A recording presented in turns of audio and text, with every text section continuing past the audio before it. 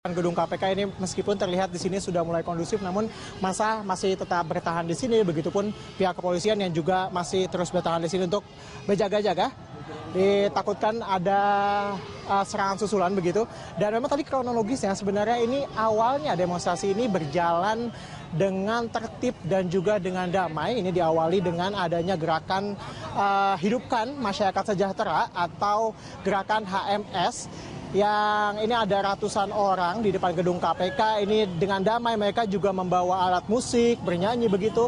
Dan ini juga hadir pula di tengah gerakan ini Rahmawati Soekarno Putri. Dan mereka menuntut, yang mereka tuntut adalah tuntaskan kasus-kasus besar yang tengah dihadapi oleh KPK, misalnya BLBI, kemudian juga Hambalang, kemudian juga kasus seperti Senturi yang diklaim merugikan negara hingga miliaran bahkan triliunan rupiah. Dan kemudian setelah itu, setelah ada gerakan Hidupkan Masyarakat Sejahtera, kemudian disusul ada lagi kelompok massa lain, ini dari yang menamakan diri mereka sebagai Aliansi Masyarakat Jakarta Utara yang terdiri dari masyarakat luar Batang. Dan ini mereka menyusul datang kemudian ketika mereka ada GMS ini sedang menyanyikan lagu begitu, mereka tiba-tiba menggebrak perlindungan kepolisian. Dan ini kemudian diperingatkan oleh pihak kepolisian dengan tembakan ke udara begitu, tembakan air mata begitu. Dan kemudian ini memulai aksi kericuhan karena memang masyarakat menggebrak dengan sangat keras, dan kemudian mereka juga melempari ke arah pihak polisi ini batu, kemudian juga telur, dan juga tentunya kayu-kayu yang mereka bawa. Begitu. Ini juga kita bisa lihat di sini. Ini massa masih bertahan di belakang saya. Kemudian juga di sebelah sana pihak polisian dari Polda Metro Jaya dan juga Brimob masih terus berjaga di sini. Mengingat bahwa dari kejadian ini ada 6 hingga 7 orang, kami belum dapat mengkonfirmasi ada 6 atau 7 orang ini yang diamankan oleh pihak kepolisian. Dan massa di sini masih berupaya untuk bernegosiasi dengan pihak kepolisian untuk dapat membawa pulang kawan-kawan mereka langsung, jadi tidak perlu ditahan atau tidak perlu diinapkan begitu. Mereka masih bernegosiasi dengan pihak kepolisian untuk melepaskan kawan-kawan mereka di sini. Veronica. Ya, Tezar, lantas adakah kemudian pimpinan KPK ataupun juga wakil dari Ketua KPK yang datang atau menemui mereka begitu? Ya Veronica, sebenarnya ini pimpinan KPK ini sudah menemui mereka atau perwakilan dari KPK di dalam gedung KPK. Tadi bahkan sebelum ricuh, ini dari Rahmawati Soekarno Putri juga sudah masuk ke dalam gedung KPK. Kemudian juga ketika menyusul adalah Aliansi Masyarakat Jakarta Utara.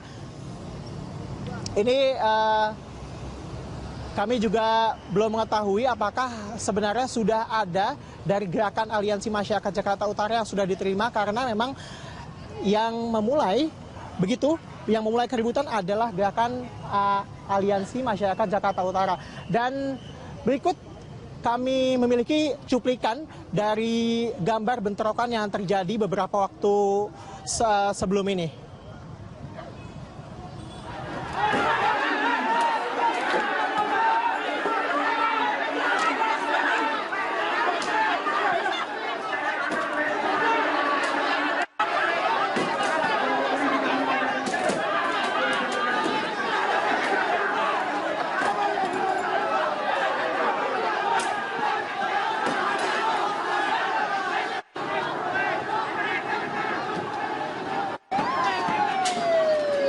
Pak Polisi yang terpenting ya Pak Polisi.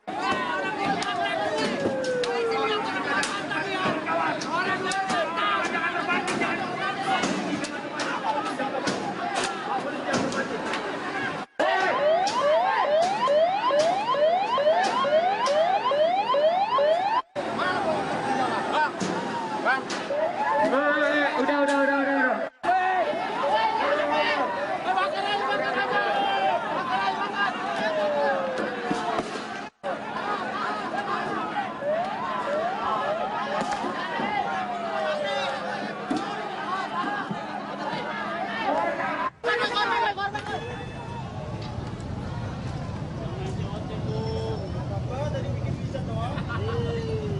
Ya.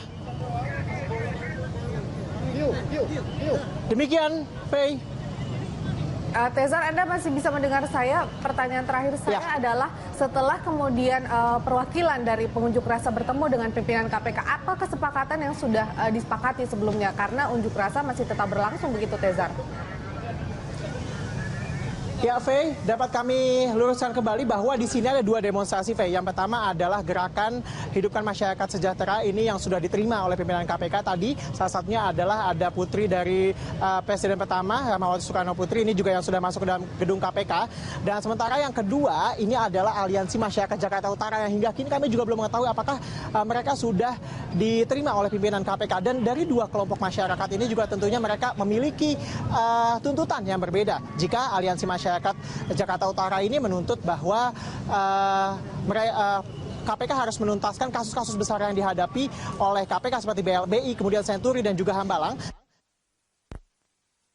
Mereka memiliki tuntutan yang berbeda. Ini adalah mereka menuntut agar penggusuran di beberapa wilayah pemukiman warga Kampung Pulo, Kalijodo, dan Pasar Ikan ini tidak dilanjutkan dan juga ini dapat mementingkan kemanusiaan dan juga rasa keadilan. Dan mereka juga menuntut bahwa Gubernur DKI Jakarta ini harus diusut dalam kasus lahan sumber waras, kemudian juga dalam kasus proyek reklamasi Teluk Jakarta. Sementara ini memang dapat kami ceritakan bahwa di sini ini mereka masih bernegosiasi dengan pihak kepolisian terkait dengan kawan-kawan mereka yang saat ini sedang diamankan untuk dimintai keterangan. Ada 6 hingga 7 orang dari pihak Aliansi Masyarakat Jakarta Utara yang tadi diketahui ini diawali dengan menyerang pihak kepolisian dengan melemparkan telur dan juga melemparkan kayu-kayu yang mereka bawa saat berdemonstrasi.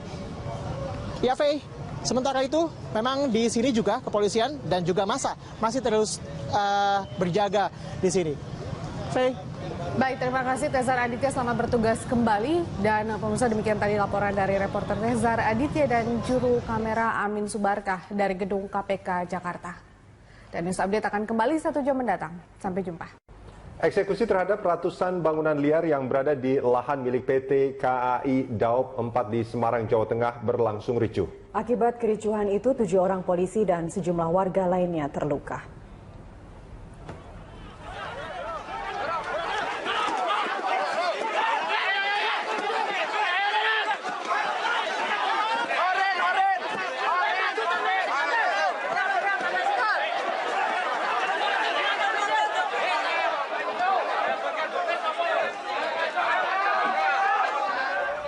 Bentrokan antara polisi dengan warga ini tidak terhindarkan saat warga menolak untuk digusur.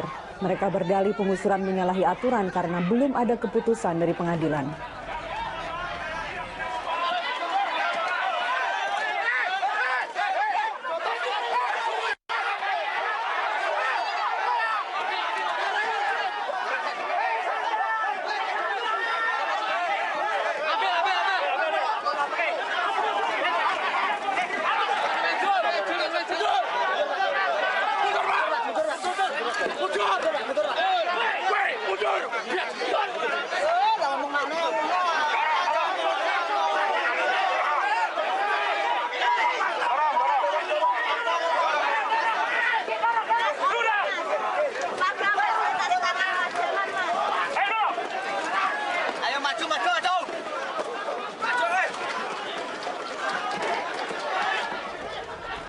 Kericuan mereda saat Wali Kota Semarang, Hendrar Prihadi, datang ke lokasi. Akhirnya warga menyepakati 17 rumah yang belum dieksekusi akan dibongkar sendiri. Selain itu, warga yang terdampak penggusuran akan direlokasi ke rumah susun Kudu. Berdasar data PT KAI, setidaknya ada 130 bidang lahan di Kebonharjo yang dieksekusi. 17 bidang diantaranya sudah bersertifikat hak milik dan 12 bidang merupakan fasum. Saat eksekusi, sebanyak 1.750 personil TNI, Polri, Satpol PP, dan karyawan PT KAI dikerahkan. Eksekusi dilakukan untuk pembuatan jalur reaktivasi atau shortcut rel PT KAI dari Stasiun Tawang menuju Pelabuhan Tanjung Mas. Saya setelah ini akan ketemu sama Pak Lurah untuk menginventarisir warga yang terkena pembongkaran. Pemerintah kota menyiapkan rusunawa di wilayah Kudu, ya. yang mau masuk sana segera mendaftar Pak Lurah dan segera bisa ditempati pada minggu depan. Yang kasihan tuh yang SD-nya sedang jalan ujian. Kalau kayak gitu kan terganggu juga. Kok ya udah tegel menurut kasihan.